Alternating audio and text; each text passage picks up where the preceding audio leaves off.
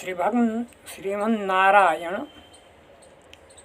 कासायां यज्ञसूत्रं शुचिवपुषि तथा चोर्ध्वपुण्ड्रं च भाले यस्यास्ते दक्षहस्ते कलिकुमतिरेन्द्रेन्द्रवज्रं त्रिदण्डं संसाराग्निः प्रशान्त्यै भृत जलममलं दारुपात्रं पवित्रं श्रीविश्वक्सेन सूरेः पदकमलयुगं श्रेयसे संश्रयामि। अस्मद्गुरुभ्यो नमः। अस्मत्परमगुरुभ्यो नमः। अस्मत्सर्वगुरुभ्यो नमः। श्रीमते रामानुजाय नमः।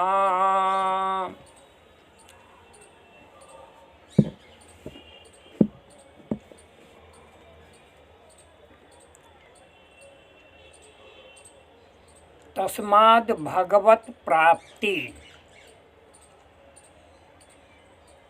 पूर्व में भगवान श्रीमन्नारायण जीवों की गति प्राप्त करने के लिए ललायित रहते हैं।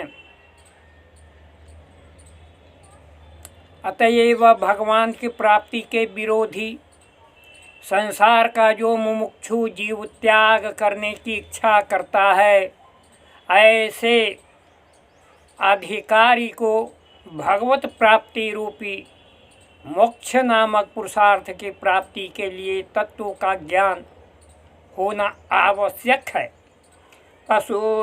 पशुर्मनुष्यः पक्षिवा ये च वैष्णवः संश्रयाः तेनैव ते प्रयास्यन्ति तद्विष्णोः परमं पदम् यं यं स्मृष्यति अस्पृश्यत् प्राणिभ्यां यं यम् अपश्यति चक्षुषा अस्थावराण्यपि मुच्यन्ते किं पुनर्बान्धिवा जनाः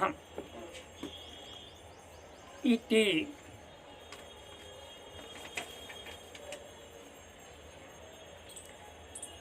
परीक्षलोकान् कर्मचीतान् ब्राह्मणों निर्वेदमाय। मंडूकोपनिषद में ऐसा आया है। यह श्रुति बतलाती है कि वेदाध्ययन करने वाले ब्राह्मण को चाहिए कि वह कर्मार्जित लौकिक धन संपत्ति की परीक्षा करके जब यह ज्ञान जाए कि ये सांसारिक सभी कर्मार्जित वस्तुएं अल्प और स्थिर है, तो वह संसार से उदासीन हो जाए। किंच दूसरा वाक्य है, जायमानम ही पुरुषम यम पश्येन मधुसूदन, अर्थात उत्पन्न होने वाले सभी जीव के ऊपर भगवान की कृपा दृष्टि होती है, वही जीव सात्विक हो जाता है तथा मोक्ष प्राप्ति के साधनों पर विचार करने लगता है।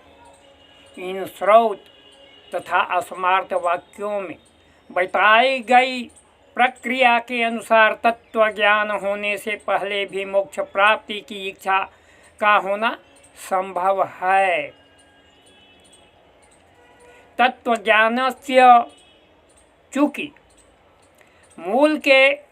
मूल में यह बताया गया है कि मोक्ष प्राप्ति के लिए तत्व ज्ञान का होना आवश्यक रूप से अपेक्षित है, इससे यह स्मरण दिलाया गया है कि तत्व ज्ञान से ही मोक्ष की प्राप्ति होने का नियम है। संपूर्ण दार्शनिक सिद्धांतों में यह स्वीकार किया जाता है कि तत्व ज्ञान से ही मोक्ष की प्राप्ति होती है, मोक्ष होती है। तत्व एवं मोक्ष के स्वरूपादि के ही विषय में भिन्न भिन्न दार्शनिकों का मतभेद है। नन्वेवं ज्ञानान् मोक्ष। अब प्रश्न उठता है कि ज्ञान से ही मोक्ष की प्राप्ति होती। तब ब्रह्म ज्ञानम गया श्राद्धम गोगृहे मरणं तथा वासां पुंसां कुरुक्षेत्रे मुक्तिरेषा चतुर्विधा। ये विधा, मोक्ष की विधा 4 प्रकार की बताई जाती है। इस नियम को स्वीकार क्यों नहीं किया जाए? तो फिर निम्नांकित वाक्य बतलाते हैं कि वैष्णवों के संबंध होने मात्र से जिन पशु पक्षियों तथा स्थावरों को ज्ञान की प्राप्ति होना संभव नहीं है, उसकी भी मुक्ति हो जाती है। ये वाक्य व्यर्थ हो जाएंगे। वे वाक्य पशुर्मनुष्यः पक्षी वा ये च वैष्णव संश्रयाः तेनैव ते प्रयास्यन्ति तद्विष्णोः परमं पदम् यम यम स्पृशत्पाणिभ्यां यम यम पश्यति चक्षुषा स्थावराण्यपि मुच्यन्ते किं पुनर्बान्धवा जना। अर्थात वैष्णवों के आश्रय में रहने मात्र से ही वैष्णवाश्रित पशु, मनुष्य तथा पक्षी भी श्री भगवान के प्रख्यात परम पद वैष्णव वैकुंठ को प्राप्त कर लेते हैं। श्री वैष्णव जिन्हें अपने नेत्रों से प्रेम पूर्वक देख लेते हैं अथवा उनका स्पर्श कर लेते हैं, ऐसे स्थावर भी मुक्त हो जाते हैं। श्री वैष्णवों को संबंधी जनों के विषय में तो कहना ही क्या है।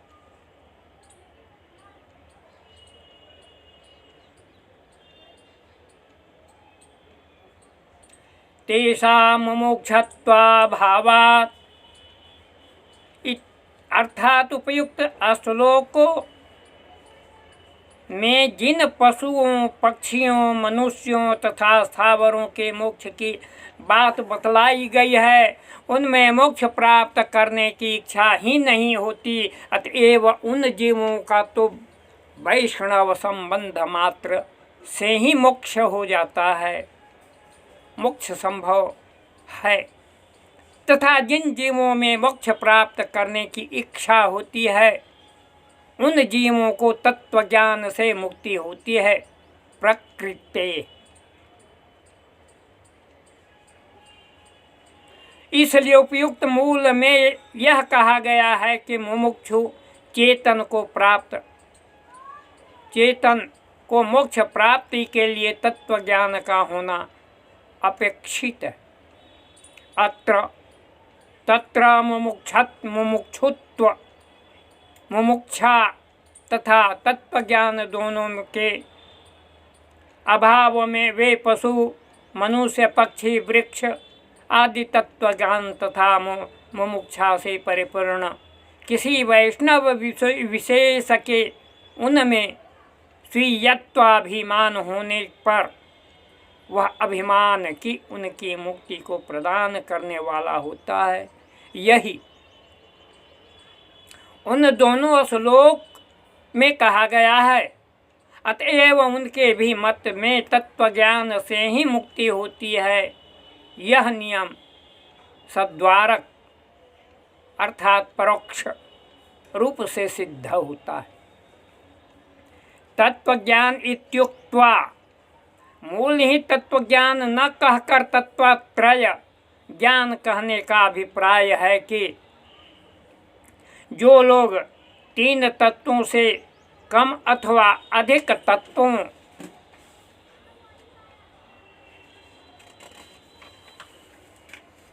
को स्वीकार करते हैं, उन वेदवाह्यों तथा कुदृष्टियों के मत खंडित हो गए। अनेन तत्वत्रय इति, इस कथन से यह भी स्पष्ट हो गया है कि 3 ही तत्व है। यह अर्थ का निर्णय करने में प्रमाण वेदांत वाक्य ही है। और वेदांत वाक्य कारण दोषों तथा बाधक प्रत्यय से रहित होने के कारण पूर्ण रूप से शुद्ध प्रमाण है। तत्र भोक्ता वेदांत का वाक्य है। भोक्ता भोग्यम प्रेरितारंच मत्वा श्वेता स्वतरोपनिषद का वाक्य है। भोक्ता भोग्यम प्रेरितारंच मत्वा अर्थात भोक्तृ तत्व, जीव तत्व, भोग्य तत्व, जड़ तत्व तथा इन दोनों को प्रेरित करने वाला ईश्वर तत्व, इन तीनों को मनन करके उपासक परमात्मा की प्राप्ति का पात्र बन जाता है और उस ज्ञान के फलस्वरूप वह मुक्ति प्राप्त कर लेता है। इस श्रुति के भोक्ता शब्द, भोग्य शब्द तथा प्रेरिता शब्द के द्वारा क्रमशः चेतन अर्थात जीव, अचेतन तथा ईश्वर स्वरूप तीन तत्वों को कहा गया है। तस्मात् अतएव वेदांतों के द्वारा तत्वत्रय का ही प्रतिपादन किया जाता है। इस तरह से निश्चय करके ग्रंथकार कहते हैं कि मोक्ष की प्राप्ति के लिए तत्वत्रय का ज्ञान अपेक्षित होता है। ननु तमेवं विद्वानमृत इह भवति नान्यः पंथा अयनाय विद्यते इति वेदान्तैर्भगवत्तत्त्वज्ञानस्यैव मोक्षोपायत्व अभिहितम्। अनेन तत्त्वान्तर परिज्ञानस्यापि मोक्षोपायत्वं कथम् उच्यत इति चेत्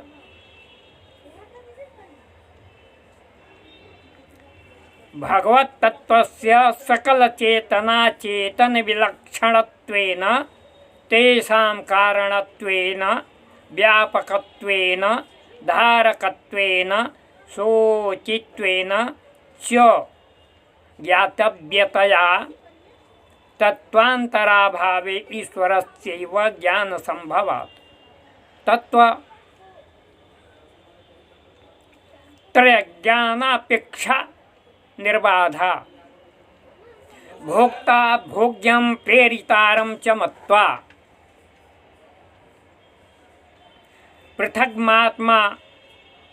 पृथक् आत्मानं प्रेरितारं च मत्वा जुष्टः ततः तेनामृतत्वेनम् एति इति श्रुतेरवमेवाशयः। अन्यथा तमेवं विद्वानिति श्रुतिविरोधापत्तेः अतएवमेव तच्छ्रुतिच्छायया अभिहित। तस्मान्न वेदांत विरोध प्रसंगवकाशः।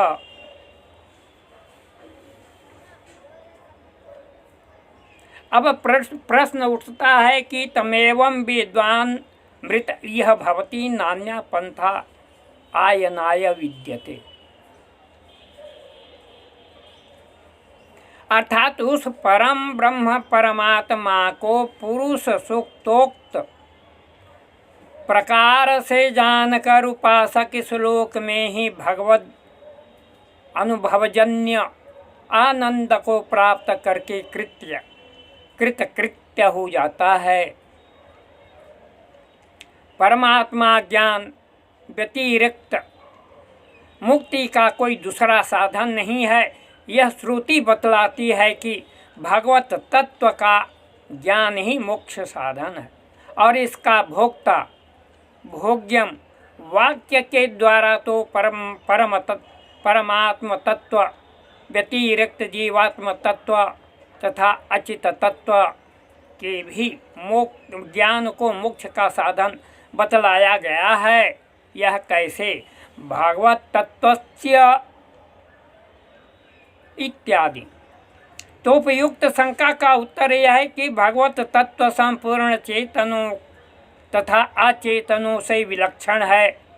श्री भगवान समस्त चेतनों तथा अचेतनों के कारण हैं, उन सबों में व्यापक हैं, उन सबों के धारण करने वाले हैं तथा समस्त चेतनों एवं अचेतनों के स्वामी शेषी हैं।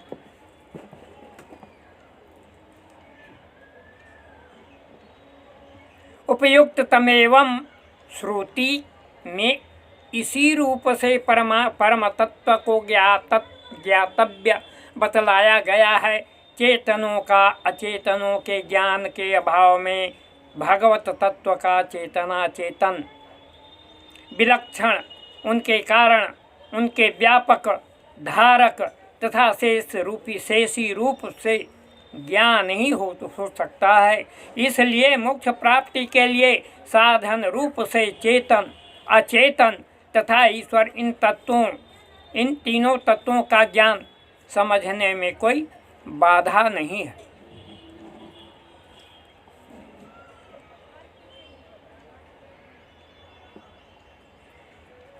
भोक्ता भोग्यम प्रेरितारंच मत्वा पृथगात्मानं प्रेरितारंच मत्वा जुष्टस्तस्तेनामृतत्वमेति। ये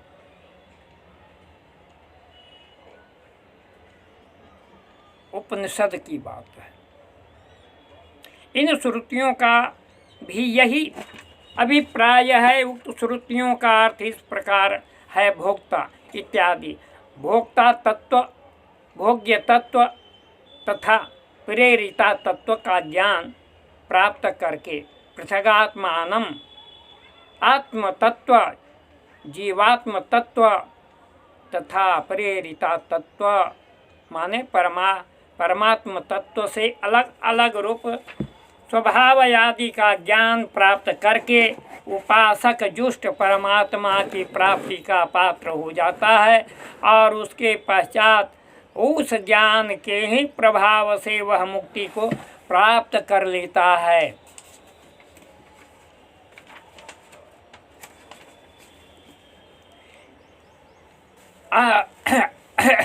अन्यथा तमेवं, यदि इन श्रुतियों का तात्पर्य ऐसा नहीं माना जाए तो फिर उसका तमेवम इत्यादि श्रुति से विरोध होगा। अतएवमेव इत्यादि ऐसा मानकर उन श्रुतियों के अभिप्रायानुसार ग्रंथकार ने तत्वत्रय ज्ञानमपेक्षितम कहा है, ज्ञानमपेक्षितम कहा है। अतएव इस कथन का वेदांत वाक्य से विरोध होने का कोई प्रसंग ही नहीं है।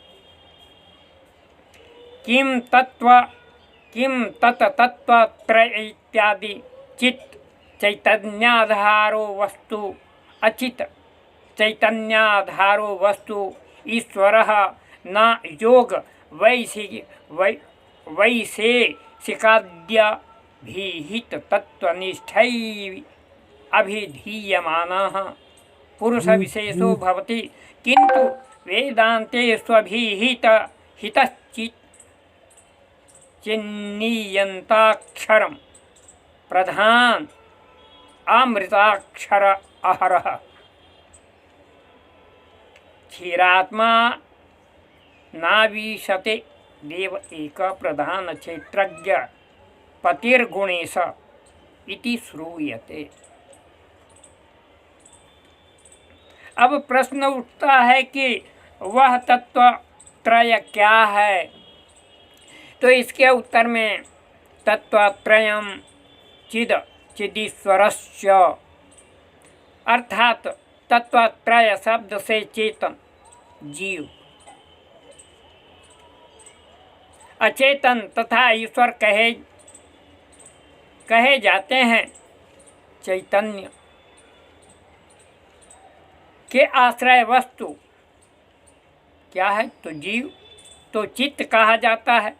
अचित्त अर्थात ज्ञान का जो आश्रय ना हो उस जड़ वस्तु को अचित्त कहते हैं। योग दर्शन तथा वैशेषिक दर्शन आदि में बतलाए गए तत्वों में निष्ठा रखने वाले लोग जिस पुरुष विशेष को ईश्वर बतलाते हैं वह नहीं, अपितु वेदांत वाक्यों में जिन्हें चेतनों तथा अचेतनों का नियम करने वाला बतलाया गया है वे ही ईश्वर हैं। श्रुतियाँ भी कहती है क्षरम प्रधान अमृताक्षरम हरः क्षरात्मा ना विशेषते देवैकः श्वेता स्वतरोपनिषद। अर्थात प्रकृति प्रधान सदा विकृत होती रहने के कारण क्षर है। उसको अपने भोग के लिए ग्रहण करने वाला जीवात्मा अक्षर स्वरूपतः विकार रहित है तथा अमृत नित्य है, दिव्य गुण संपन्न अकेला परमात्मा जीवात्मा तथा क्षरत्व क्षरतत्व प्रकृति का नियमन करता है। दूसरी श्रुति है आत्मा का लक्षण। दूसरी श्रुति है प्रधान क्षेत्रज्ञ पतिर्गुणे सह श्वेता स्वतरोपनिषद 6:16। अर्थात प्रकृति तथा जीवात्मा दोनों के स्वामी दिव्य गुण संपन्न परमात्मा है। आत्मा का लक्षण बतलाया गया है चीदीत्यामुच्यते आत्मस्वरूपम गत्वा गतोत्तरोत्तरम इत्युक्त प्रकारेण देहेन्द्रिय मनः प्राणबुद्धिभ्यो विलक्षण अजड़ आनंदरूपम नित्य मण्वव्यक्त अचिन्त्यम निरवयम निर्विकारम ज्ञानाश्रय ईश्वरस्य नियाम्यम आधार्यम शेषम। चित्त शब्द से आत्मा का अभिधान होता है। गत्वा गतोत्तरोत्तरम। इस गाथा के अनुसार आत्मा का स्वरूप देह, इंद्रिय, मन, प्राण तथा ज्ञान इन सबों से भिन्न तथा अजड़ आनंद स्वरूप नित्य अणु अव्यक्त अचिंत्य अवयवों से रहित विकार रहित ज्ञानवान एवं ईश्वर का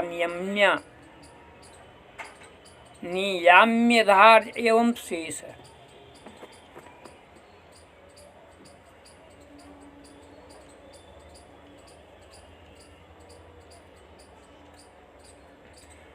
उद्देशक्रमेण तत्त्वत्रयस्य च स्वरूपस्व भावविशेषानुपपादयितुं प्रथमं चित्तत्वोपपादन उपक्रमते चित् इति।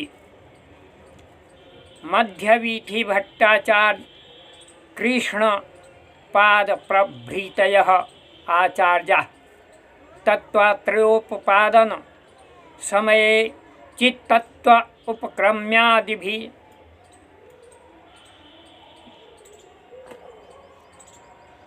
अयं चित्तत्व उपक्रम्याभिदधाति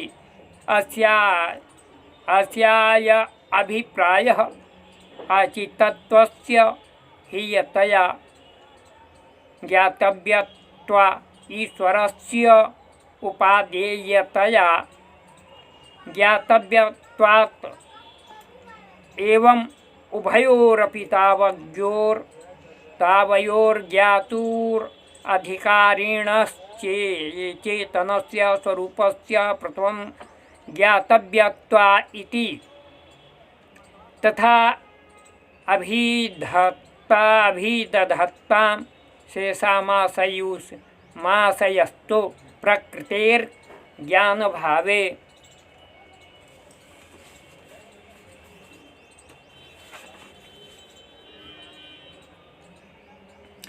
जिन वस्तुओं का वर्णन करना होता है उनके नाम बतलाने के उद्देश्य कहते हैं। उन कहे गए नामों के क्रम से ही तीनों तत्वों के स्वरूप विशेष तथा स्वभाव विशेष का प्रतिपादन करने के लिए ग्रंथकार सर्वप्रथम चित तत्व का प्रतिपादन आरंभ करते हैं। चिदित्यात्मनोच्यते इत्यादि वाक्य के द्वारा मध्यवीथि भट्टाचार्य इत्यादि आचार्यगण